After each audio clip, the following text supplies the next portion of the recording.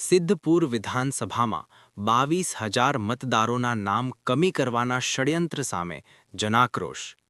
ચંદનજી ઠાકોર અને કિરીટ પટેલની આગેવાનીમાં પ્રાંત અધિકારીને આવેદનપત્ર પાઠવવામાં આવ્યું હતું. 22,000થી વધુ મતદારોના નામ કમી કરવાના થઈ રહેલા પદ્ધતિસરના પ્રયાસો સામે આગેવાનોએ ઉગ્ર રોષ વ્યક્ત કર્યો હતો. મતદાર યાદી સુધારણા SIR પ્રક્રિયા દરમિયાન રાજકીય ઇશારે અંદાજે 22,000 જેટલી વાંધા અરજીઓ ફોર્મ 7 રજૂ કરવામાં આવી છે. આ અરજીઓ અધૂરી માહિતી અને પાયાવિહોણા કારણોસર કરવામાં આવી હોવાનો આક્ષેપ કરાયો છે. રજૂ કરવામાં આવેલી વાંધા અરજીઓમાં વાંધો ઉઠાવનારની કોઈ સ્પષ્ટ ઓળખ નથી કે નામ કમી કરવા માટેનું કોઈ તાર્કિક કારણ નથી, જે મતદારોના હકો પર તરાપ સમાન છે.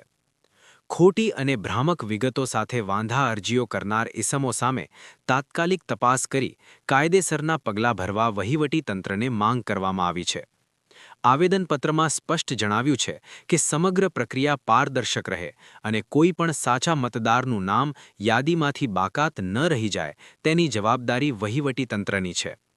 આ કાર્યક્રમમાં સિદ્ધપુરના પૂર્વ ધારાસભ્ય ચંદનજી ઠાકોર, પાટણના ધારાસભ્ય કિરીટભાઈ પટેલ, કોંગ્રેસના પદાધિકારીઓ, વિવિધ સંગઠનોના આગેવાનો, કાર્યકર મિત્રો અને મોટી સંખ્યામાં જાગૃત નાગરિકો ઉપસ્થિત રહ્યા હતા. જો વહીવટીતંત્ર દ્વારા આ પ્રક્રિયામાં કોઈ પણ પ્રકારનો અન્યાય કે ભેદભાવ કરવામાં આવશે તો આગામી સમયમાં જનતાના મતાધિકાર માટે ઉગ્ર આંદોલન અને લડત ચલાવવામાં આવશે.